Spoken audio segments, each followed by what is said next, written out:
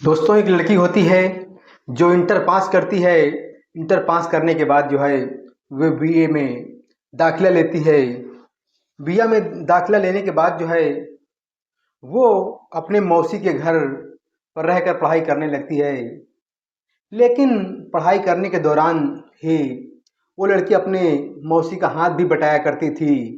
लड़की देखने में बहुत खूबसूरत होती है और बहुत ही चंचल होती है। लेकिन उस पढ़ाई के दौरान जो है उसके साथ ऐसी घटना घट जाती है, आप लोग जब सुनेंगे तो आपके रोंगटे खड़े हो जाएंगे। आप लोग सोचने पे मजबूर हो जाएंगे, आखिर एक लड़की के साथ, एक बेटी के साथ ऐसा कैसे हो सकता है। दोस्तों, कहानी बहुत ही हृदय विदारक है। आप सोचने पे मजबूर हो जाएंगे। 100% रियल घटना है। आप दोस्तों बने रहिए, मैं विस्तार से इस कहानी पर चर्चा करूंगा। उससे पहले आपसे एक ही रिक्वेस्ट है कि चैनल को सब्सक्राइब कर दीजिए और वीडियो को लाइक कर दीजिए। आइए दोस्तों, कहानी की तरफ एक नज़र डालते हैं। नमस्कार, आदाब, सत श्री अकाल। मैं राजू पाल आज की जो सच्ची घटना आपको सुनाने जा रहा हूँ वो उत्तर प्रदेश के हरदोई जिला से है। हरदोई जिला में एक थाना लगता है, बेहटा गोकुल थाना, और इसी थाने के अंतर्गत एक गांव लगता है जिसका नाम होता है बीहा गांव। बीहा गांव के रहने वाले राम सागर पांडे, जिनकी बेटी होती है जिसका नाम मानसी पांडे होता है, वो 20 वर्ष उसकी उम्र होती है। और 2022 में वे जैसे ही इंटर पास करती है, इंटर पास करने के बाद जो है वो लोहरा थाने के पास जो है बीए में एडमिशन कराती है। लोहरा थाने के अंतर्गत जो है एक शुगर मिल कॉलोनी होती है, वहीं पर इसके मौसी मौसा रहा करते थे। और मौसी के घर से वो स्कूल कॉलेज नज़दीक होता है, इसलिए वो मौसी के घर में रहने का फैसला करती है। उसके पिताजी भी राजी हो जाते हैं कि ठीक है बेटी, जून जमाना ठीक नहीं, इसलिए अगर पास में रहोगी तो जो है आना जाना आपको आराम से हो जाएगा। बाप की मर्जी के हिसाब से बाप उसके जो है राम सागर पांडे जो है छोड़ जाते हैं अपने साड़ू भाई के घर, जिनका नाम होता है मणिकांत द्विवेदी। अब जो है मानसी पांडे अपनी मौसी मौसा के घर आ जाती है और रहने लगती है, वहीं से स्कूल कॉलेज जाने लगती है। और धीरे धीरे मौसी के कामों में भी, छोटे मोटे कामों में हाथ बटाया करती, खाना पीना, साफ सफाई, झाड़ू पोछा, क्योंकि बहुत ही चंचल स्वभाव की होती है। हर काम में उसका मन लगता है। पढ़ाई में तो अव्वल होती है, लेकिन काम धंधे में भी वो अव्वल होती है। इसलिए कहीं न कहीं अपनी मौसा से जो है इतना मौसी मौसा से घुल मिल जाती है। आखिर बेटी ही होती है। जब घुल मिल जाती है, उनके मौसा का आरओ का प्लांट होता है, जो घर घर पानी की सप्लाई किया करते थे। और उनका ये पेशा होता था कि गाड़ी में बैठकर जो है घर घर जो है सप्लाई किया करते थे। और एक दिन जो है उनके मौसा बोलते हैं कि आओ मानसी, घूमने चलना है। जो उनकी साड़ू की बेटी होती है, जिनका नाम मानसी पांडे होता है, उनसे कहते हैं कि आओ घूमने चलना है। समय 4 बजे का होता है और वो उनको लेकर उसी गाड़ी में चल देते हैं और शहर में जो है सप्लाई करते हैं पानी की। धीरे धीरे करते करते समय कब 10 बज जाता है पता ही नहीं चलता है। जैसे ही 10 बज जाता है, वो काफी थक भी चुकी थी और मौसा जी होते हैं, अब उन्हें जो है बहलाने फुसलाने के लिए उन्हें जो है एक होटल में ले जाते हैं। होटल में जाने के बाद जो है दोनों वहाँ खाना पीना खाते हैं। खाना पीना खाने के दौरान जो है फिर वही आरओ प्लांट में आ जाते हैं और कहते हैं आइए यहीं आराम कर लीजिए, यहाँ भी बिस्तर उस्तर सब लगा है, आराम कर लीजिए, फिर चलते हैं। अब लड़की थक जाती है, इसलिए उसे जो है सोते ही नींद आ जाती है। जब नींद आ जाती है तो मणिकांत द्विवेदी जो होते हैं वो मानसी पांडे के पास जो है पहुंच जाते हैं। जब उनके पास पहुंचते हैं तो उनके पैरों में जो है हाथ रख कर सहलाने लगते हैं। तुरंत अचानक वो मानसी जाग जाती है और कहती है मौसा ये क्या कर रहे हैं, ये बहुत गलत बात है। उधर मौसा कहते हैं मानसी आप बहुत खूबसूरत हो, जितनी चंचल उतनी खूबसूरत हो, मैं इससे इससे पहले ऐसी लड़की नहीं देखा हूँ। तो मानसी पांडे कहती थैंक यू मौसा जी। और मुस्कुरा देती है।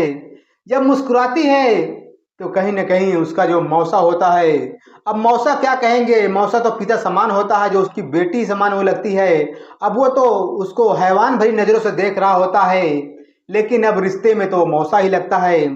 और फिर उसके वो जो है शरीर को टच करने लगता है, गालों को टच करने लगता है, सीने को टच करने लगता है। लेकिन वो मानसी पांडे जो है विरोध करती है, लेकिन विरोध जो है कहती है अब यहाँ चिल्लाओगे तो यहाँ कोई तुम्हारा सुनने वाला नहीं है। चिल्लाओगे मानसी तो तुम्हारी भी बेइज्जती होगी और हमारी भी बेइज्जती होगी, इसलिए यहाँ कोई सुनने वाला नहीं दीवार के सिवा। शांत रहो, इसी में तुम्हारी भलाई है। अब मानसी जो है मानती नहीं, वो विरोध करना जारी रखती है। फिर जो है ये जो है उसके शरीर को जो है अपनी बाहों में जकड़ता है, लेकिन तभी मानसी जो है उन्हें झिटक देती है और भागने का प्रयास करती है, लेकिन उसके आगे कहाँ वो भाग पाएगी। पहले से भी 10 बजे ताला बंद होता था और वो कहती देखिए अब यहाँ से कहीं भाग पाओगी नहीं, और चिल्लाओगे तो यहाँ की आवाज़ें भी इस दीवार से बाहर जा नहीं पाएंगी, इसलिए अपने आप को मेरे हवाले कर दो और कपड़े उतारना स्टार्ट कर दो, वरना मुझसे बुरा कोई नहीं होगा और इसमें तुम्हारी ही भलाई है, वरना तुम्हारी भी बेइज्जती होगी, मेरी जो होगी तो सो होगी ही। अब लड़की बेबस हो जाती है और वो हैवान भरी नज़रों से देखता है। फिर उसके ऊपर वो टूट पड़ता है। टूटने के बाद उसके बदन से सारे कपड़े जो है जुदा कर देता है और वो अपनी हैवानियत में सफल हो जाता है, अपने मंसूबे में कामयाब हो जाता है। उसके साथ वो दरिंदगी जैसी घटना को अंजाम दे देता है। अब वो लड़की चीखें मार रही होती है, तड़प रही होती है, हाथ गोड़ जोड़ रही होती है, विनती कर रही होती है, लेकिन उस हैवान मौसा को तनिक भी तरस नहीं आता है और वो उसे अपनी बाहों में भर लेता है, आगोश में भर लेता है, उसके साथ जो है खेलता है। जब खेलता है, जब जी भर जाता है, फिर वो आराम करते वहीं पर। आराम करने के बाद जो है मणिकांत द्विवेदी मानसी से कहता है देखिए जो हुआ सो हुआ, इस बात को यहीं पे ख़त्म कर दीजिएगा, किसी से बताना नहीं, वरना मुझसे बड़ा कोई नहीं होगा, और समझ लीजिए मैं आपका क्या कर सकता हूँ। अब मानसी जो है अपने मौसी मौसा से बताती नहीं है। अब जब बताती नहीं है तो उधर मौसी को भी लगता है कि ये मौसा है, तो उनकी साड़ू की बेटी है, उनकी बेटी के सम्मान है और क्या कोई बेटी के साथ कुछ ऐसा कर सकता है। उसकी मौसी को भी विश्वास नहीं होता है और वो साड़ू की बेटी बेटी के समान होती है, तो इसलिए उस पर ज़्यादा जो है डाउट करती नहीं है। अब धीरे धीरे कहीं ना कहीं ये सिलसिला आगे बढ़ने लगता है। जब बढ़ने लगता है तो फिर अगले दिन जो है 2-3 दिन बीत जाते हैं। उसके बाद फिर मणिकांत द्विवेदी मानसी से कहते हैं, जो उनकी साड़ू की लड़की होती है जिनका नाम मानसी पांडे, तो उनसे कहते हैं कि चलिए आज चलते हैं, घूम के आते हैं। अब वो बेबस हो जाती है, कुछ कर भी नहीं सकती है, मना भी नहीं कर सकती है। उधर उसकी मौसी भी कहती है कि ठीक है जाओ घूम आओ मानसी, क्या क्या दिक्कत है, जाओ घूम आओ। अब उसे मौसी को इस बात को पता नहीं होता कि ये मौसा जो है उसका जो है पति हैवान बन चुका है, हैवान भरी नजरों से देखता है।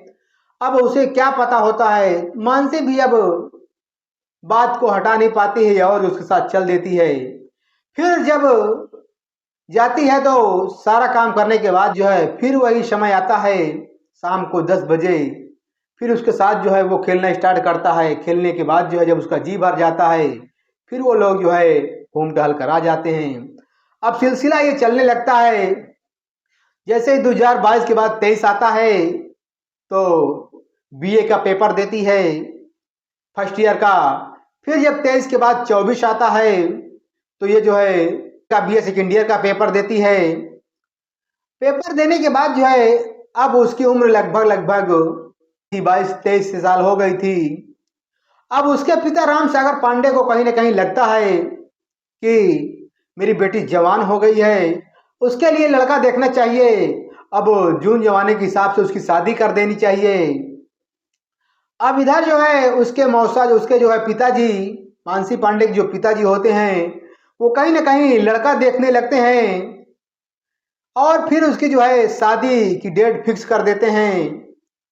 इधर जो है मानसी की जो मौसी है कहीं उसको देख लिया था, उसके कुछ शक होता है। जब शक भरी नजर से देखती है तो उसे डाउट करने लगती है। जब डाउट करती है तो एक दिन उसको रंगे हाथों पकड़ लेती है। फिर वो अपने पति को बहुत डांटती झपटती है। फिर उसका जो है पति मणिकांत द्विवेदी होता है, वो माफी मांगता है कि अब ऐसा दोबारा कभी नहीं होगा। लेकिन फिर वो चोरी चुपके से करता ही रहता है।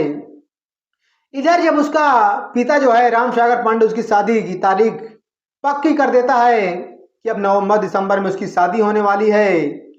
तो अगस्त का महीना होता है 2024 का, रक्षाबंधन का दिन होता है। उधर जो है मणिकांत द्विवेदी जो है अपने साड़ू से राम सागर पांडे से फोन लगा कर कहते हैं कि साड़ू भाई बेटी को भेज दीजिए, क्योंकि हमारी बेटी है नहीं, हमारे दो बेटा हैं और वो राखी बांध देगी, क्योंकि बच्चे भी इंतजार कर रहे हैं कि रक्षाबंधन का त्योहार है, अगर बहन जाएंगी तो राखी बांध देगी तो बहुत खुशहाली होगी, इसलिए भेज दीजिए। राम सागर पांडे मना नहीं कर पाते हैं, अपनी बेटी को लेकर जो है तुरंत उनके घर में छोड़ते हैं। उसके बाद जो है सीधा लखनऊ निकल जाते हैं, कुछ काम होता है। और उसके बाद जो है एक दो दिन ही बीते होते हैं कि फिर वो अपने जो है घर में रहते हैं। रहने के बाद जो है लगभग जो है अगस्त में, लगभग 24-25 अगस्त की घटना रही होगी। वो शाम को अपने साड़ू से फोन लगाते हैं कि भाई साहब जो है मानसी पांडे कुछ अता पता नहीं, शायद कहीं भाग गई है और हम कई जगह पता कर चुके हैं, कुछ समझ में आ नहीं रहा है। जब ऐसी बात जो है राम सागर पांडे सुनते हैं तो उनके पैर तले जमीन खिसक जाती है कि अभी तो मैं छोड़ के खुद आया हूं इनके यहाँ, और ऐसा कैसे होगा कि मेरी बेटी भाग गई। अब उसे कुछ समझ में नहीं आता है। वो आसपास वो सकल फोन लगाते हैं, सारी रिश्तेदारी में फोन लगाते हैं। जब उसे घटना का खुलासा नहीं होता, वो कुछ समझ में नहीं आता है, तो सीधा वो थाने पहुंच जाते हैं। और थाने में जाने के बाद जो है वो जो है FIR लिखाते हैं। FIR जब लिखाते हैं, FIR लिखाने के बाद पुलिस के पास ये मामला पहुंचता है, तो पुलिस वाले भी सोचते हैं कि जवान लड़की है, कहीं ना कहीं शायद भाग गई होगी। दिमाग में उनके भी ये डाउट आता है। हर किसी को ये डाउट आएगा भाई कि 20-22 साल 25 साल लड़की अगर भागेगी तो कहीं ना कहीं उसका कोई लव मैरिज या प्रेम का चक्कर होगा। तो पुलिस भी अपने हिसाब से जो है एंगल से जांच करना स्टार्ट कर देती है। जैसे ही वो जो है मणिकांत द्विवेदी के घर आते हैं, जो शुगर मिल कॉलोनी होती है, जब वैसे वहां पहुंचते हैं मणिकांत के घर, तो वहां उनसे बातचीत होती है। बातचीत में पता चलता है कि साहब सुबह तो खाना पीना खाई है, लेकिन शाम को पता नहीं कैसे कहाँ चली गई, कुछ समझ में नहीं आया है।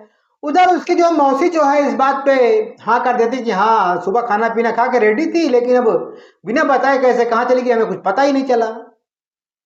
जैसे ये बात सुनते हैं, अब वो जो है उसका जो है फोन कॉल की डिटेल निकालना शुरू कर देते हैं, उसका जो है नंबर ट्रेस में लगा देते हैं।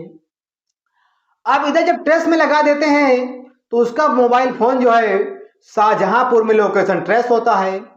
जब उसकी घेराबंदी की जाती है, नाकेबंदी की जाती है, तो पता चलता है एक बस में इसका मोबाइल दिख रहा है। जब बस ड्राइवर से संपर्क किया जाता है तो इसे एक सीट के नीचे वो मोबाइल मिलता है। अब बस ड्राइवर कह देता साहब इसमें कितनी सवारियां चढ़ती कितनी उतरती हैं, अब ये हमें पता नहीं कि किसने डाला, कैसे गिरा, कैसे क्या मंजर है, इसे हमें कुछ मालूम नहीं है। अब पुलिस असमंजस में पड़ जाती है कि आखिर जो है ये क्या हो रहा है। तभी जो है लोहरा थाने की पुलिस जो होती है, जो वहां के SP होते हैं नीरज कुमार जो है, वो जो है मामले को संज्ञान लेते हैं कि एक लड़की का मैटर है कि समझ में नहीं आ रहा है। फिर उनके समझ में नहीं आता, जो फिर जो है वो शुगर मिल कॉलोनी जो है मणिकांत द्विवेदी के घर जाते हैं। जब वहां दोबारा जाते हैं तो वहां जो है मणिकांत जो है मिलते नहीं है। जब उनके पास फोन लगाया जाता है तो उनका जो है फोन स्विच ऑफ बताता है। जब फोन स्विच ऑफ बताता है तो कहीं ना कहीं पुलिस की रडार पे वो भी आ जाता है। शक की नजर से पुलिस उसे भी देखने लगती है। वो घर से भी गायब है और फोन स्विच ऑफ आ रहा है। फोन जो है उसका जो है ट्रेस करते हैं। ट्रेस करने के बाद बगल में ही दिखाई देता है। तुरंत जो है पुलिस जो उसे गिरफ्तार करती है। अब उसे भी मणिकांत द्विवेदी को जो भी शक हो गया था कि अब मैं पुलिस की नजरों से बच नहीं पाऊंगा, इसलिए मैं पुलिस को अपने हवाले कर देता हूं। वो थाने ही आ रहा होता है। इधर पुलिस जो है उसको लेकर आती है थाने में। पहले तो वो इधर उधर आनाकानी करता है, लेकिन जब कड़ाई से पूछताछ करती है और उसके बाद जो तोते की तरह उगलना स्टार्ट कर देता है। कि साहब अब मैं क्या बताऊं, मेरी साड़ू की लड़की थी लड़की, लेकिन अब मुझे समझ में नहीं आ रहा था, ये मेरे यहाँ बीए में एडमिशन ली और मेरे यहाँ रहने लगी। लेकिन जैसे जैसे मेरे यहाँ रहने लगी मेरी नीयत खराब होती गई। तो एक दिन समय ऐसा आया कि मैं इसे अपने साथ ले गया और वहाँ आरओ का जो है पानी वानी बांटने के बाद 10 बज गया। 10 बजे के बाद हम लोग होटल में खाना खाए। खाना खाने के बाद वहीं आराम किया और वहीं से जो है फिर इनके साथ जो है संबंध बनाया। संबंध बनाने के साथ जो है अब जब एक बार संबंध बन गया तो फिर लगातार बनने लगा और फिर मुझसे इससे प्यार हो गया। जब मुझसे इसे प्यार हो गया और जब ये पता चला कि इनके पिता जो है मेरे साड़ू भाई जो हैं राम सागर पांडे, इनकी शादी तय कर दी चुंगी में एक लड़का होता है, उससे शादी तय कर देते हैं। जब शादी तय कर देते हैं तो मुझे इस बात को बहुत बुरा लगता है और बुरा लगता है तो मैं जो है रक्षाबंधन के मौके पर अपने बेटों के हाथों में कलाई में राखी बांधने के बहाने से इसको बुलाता हूँ और बुलाने के बाद जो है जब राखियों की बांध लेती है तो मैं इन्हें शाम को फिर वहीं जो है ले जाता हूँ। ले जाने के बाद जो है उनके साथ जो है संबंध बनाने के बाद जो है इनको मैं लाख मनाया कि अभी शादी करने की तुम्हारी उम्र नहीं है, तुम्हें अभी शादी नहीं करनी चाहिए, अभी तुम्हें 25-26 साल में शादी करनी चाहिए, अभी तुम्हारी 22-23 साल की उम्र है। अब लड़की जो है कहती है मेरे पिता का मामला है, मेरे पिता जो फैसला लेंगे मैं उसमें राजी हूँ। मैं बार बार मना कर रहा था लेकिन शादी तोड़वाना चाहता था लेकिन शादी टूट नहीं रही होती है। अब मुझे कुछ समझ में नहीं आता है, मैं तभी इससे मेरी बहस होने लगती। जब बहस होने लगती है तो मैं इसकी जो है गला दबा देता हूँ, गला दबाता हूँ, लेकिन मेरा मारने का कोई वो नहीं होता है, लेकिन गला इतना तेज दब जाता है कि इनकी जो है मौके पर मृत्यु हो जाती है। जब मौके पर मृत्यु हो जाती है तो पास में एक कांसीराम कॉलोनी होती है जो नई नई अभी बनकर तैयार हो रही होती है, वहीं पर ले जाता हूँ। आसपास देखता हूँ तो कोई रहता नहीं, तो वहीं जो है बड़ा गड्ढा रहता है, वहीं में दफन कर दिया हूँ। दफन करने के बाद जो है मुझे लगा कहीं मैं ना पकड़ा जाऊँ, इसलिए मोबाइल फोन को जो है शाहजहांपुर में एक बस में छोड़ आया था कि मैं पकड़ा ना जाऊँ, इसलिए मोबाइल वहाँ छोड़ आया हूँ। लेकिन मैं अब इसमें दोषी हूँ, अब मैं क्या बताऊँ साहब।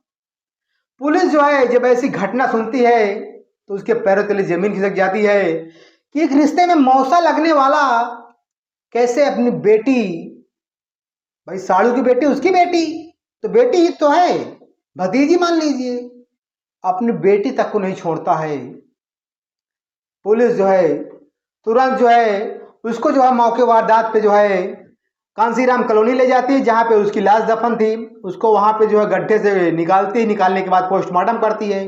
पोस्टमार्टम करवाने के बाद जो है उनके शव को जो है उनके परिजनों को सौंप देती है, उनका अंतिम संस्कार करवाती है। उसके बाद जो है इस मणिकांत दुबे का द्विवेदी का जो है चालान कर देती है। चालान करने के बाद हत्या जैसी कई धाराओं में जो है 376 हत्या जैसी कई मुकदमे दर्ज करती है। उसके बाद दर्ज करने के बाद चालान कर देती है, जेल चला जाता है। अब जेल का जाने के बाद जो है अब ये भविष्य के गर्भ में छुपा है कि आखिर उसको कितनी सजा मिलेगी, उम्र कैद मिलेगी या फांसी होगी, क्या होगी, ये तो समय की बात है। 2024 अगस्त 2024 का मामला है। अब देखिए उसको अभी मुकदमा चल रहा होता है, अब उसे कितनी बड़ी सजा मिलती है, जीवन कारावास मिलता है कि फांसी की सजा मिलती है, क्या होता है ये तो जज साहब ही निर्णय करेंगे। लेकिन हम आप सभी से बताना चाहते हैं कि अपने घर परिवार को देख रेख ये आपकी जिम्मेदारी है। किसी के घर पर छोड़ देना ये अच्छी बात नहीं है। आपकी जवान बेटी है, आप अपने घर पर ही अपनी देख रेख करें और ये आपकी जिम्मेदारी होती है। कब कौन आदमी किस रूप में आ जाए, ये समय कैसा चल रहा है आप लोग खुद ही समझ सकते हैं। हमारा वीडियो बनाकर आपको सुनाने का उद्देश्य था, हमने सुना दिया। किसी की भावनाओं को आहत करना हमारा उद्देश्य नहीं था, बल्कि आपको जागरूक करना है। ऐसी समाज में घटनाएं घट रही हैं, आपको बताना था, आपको जताना था कि आप भी जागरूक रहें, अपने परिवार का ख्याल रखें ताकि आपके ऊपर ऐसी कोई घटना न घट सके। अगर आपके पास ऐसी कोई वीडियो है तो हमें जो है कमेंट बॉक्स में शेयर कीजिएगा। हम फिर ऐसी वीडियो आपके साथ मिलेंगे।